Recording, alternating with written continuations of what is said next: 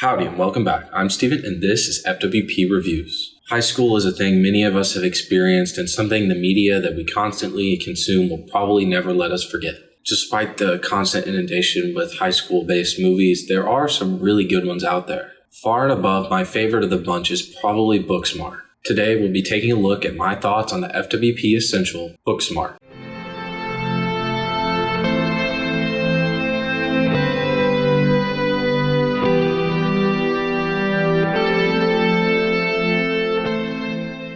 Booksmart was a relatively recent movie and the directorial debut of Olivia Wilde. Caitlin Dever and Beanie Steinfeld star as best friends in this movie and they stunned. An incredible supporting cast and a crazy night of partying helped set the scene. Two straight-edge, hard-studying students realized that they might have missed out on the high school experience the night before their graduation. They pledged together to go all-out partying the night before their graduation. When they can't get the address to school heartthrob Nick's party, they improvise. What ensues is a Superbad-esque tale as they try to get their way to this party. With all this in mind, let's get into my thoughts.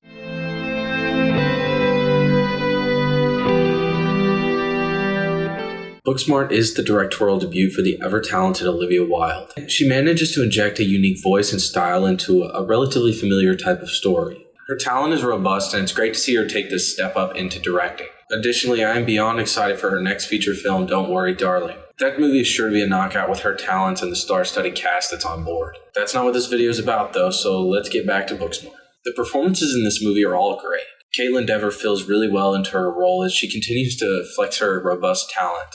She has given many unforgettable performances before, and this movie is a little bit different than what she's done before, and it's unforgettable as well. Beanie Steinfeld continues to wow me in every property she's in. She injects something unique and profound into everything that she does. She owns the role and she goes all out, especially in the case of this movie. This movie features an outstanding, albeit understated, supporting cast. This movie managed to put Diane Silvers on my radar, and she's gone on to some bigger roles, and I hope to see her in even more big stuff because she's excellent. Billie Lourd's performance in this movie steals the show almost every time she's on screen. It figures as much for that to be because she's the daughter of the great Carrie Fisher, obviously. I'm glad to see her wading her own path in the industry and making a name for herself. Jason Sudeikis is obviously a delight in this movie as he's a delight in everything that he's in. Molly Gordon, Nico Harga, Skylar Gisonda, and everyone else in this movie is noteworthy in some capacity. We'll end this long spiel here because I could talk about the cast all day.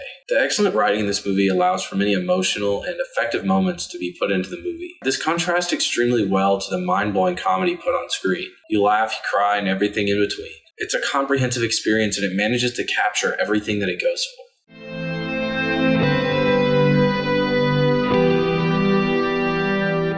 The year of 2019 was thematically a year of goodbyes. This idea of the 2019 becoming the year of goodbyes was something near and dear to my heart. The stunning year that was filmed for 2019 was something incredible and I was incredibly excited to be a part of it, but more on that in another video perhaps. This ties into this movie because a lot of the thematics center around goodbyes and moving on, and they are damn effective. The movie's premise obviously deals with two students night before graduation. They've avoided partying like the plague so that they can set themselves up for a better future, but they realize the people they've looked down on for partying have just as good of a future, if not better. Thus with that, the thematic ball begins to roll. We get to see how these characters grow over the course of the night and the following morning of graduation, and we get to see them learn how to let go really well. They attack the night of partying with the same mindset and fervor that they've attacked the not partying aspect of their lives. It plays out well because at the beginning of the movie, it's not a revelation, it's just a shift in their obsession. As the night continues to wear on, we realize that they don't really agree on how this night should play out. This ultimately ends in the huge fight scene of the movie where they're just yelling and screaming at each other in front of the whole school and tearing into their favorite person on the planet. This climax is brutally emotional and it somehow captures the slightly nonsensical nature of their argument. We get to see how they've dug deep and hurt each other over this disagreement. It's really smart and effective of the movie that it manages to capture the slightly nonsensical and rash nature of arguments you can have as youth without making that seem like a small issue, because at the time, it's a huge thing to have to deal with navigating the trials and woes with your friends when you're not fully emotionally mature. We've all been somewhere like that in our lives, and it shows how you can grow from that just like me and you. Other more subtle themes about FOMO and things along those lines help help boost up this goodbye theme that we've seen as well. We see how passionately they regret their decision and how immediately they try to make up for this mistake and try to make their lives perfect and well-rounded again as they thought they were before, but now,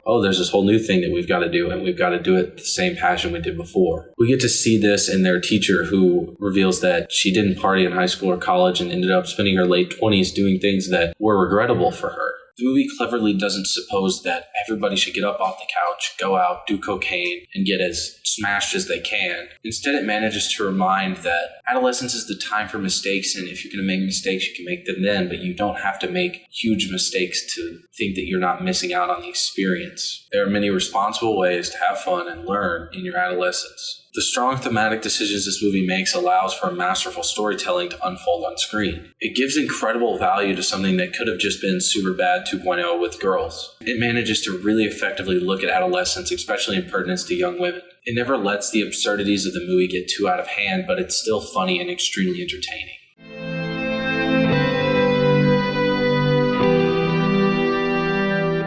This movie is essential for many reasons, one of the reasons being how personal it is to me. It came at a time during the year of goodbye for movies that I was saying personal goodbyes to a lot of things. This helped compound my interest and love for the movie on the first viewing. By the time I got around to the third or fourth viewing, I realized that the movie had only gotten better and more poignant and nuanced in my mind. I will happily watch this movie on almost any occasion. This movie has managed to stick in my brain and rattle around right next to my little pea brain, and that has compounded my interest for it and reminded me that this is a great movie. The strong themes this movie introduces to keep this movie from becoming Superbad 2.0 is something so important to the identity of this movie. It is an extremely valuable tale about FOMO, adolescence, and saying goodbye. It also brings in a lot of effective commentary on how the world that young women face is different than young men, and the mistakes they can make can sometimes be different and treated differently. It's incredibly fun, but it's also brutally emotional at times. There's an extremely heavy emphasis on entertainment, but that never hinders the themes or the emotional parts of the movie. With that, let's wrap this video up. Booksmart is one of the best coming-of-age comedies I have ever seen. If you have not seen this movie in the 2 years since it's released, I highly recommend that you go and check it out. Next week will be the September Trektacular, so you better prepare yourselves. Until next time, follow my Instagram at FWP Reviews 100 for daily written reviews about the newest movies. With that, this is FWP Reviews signing off. Thank you guys so much for watching, and I'll catch you all in the next one.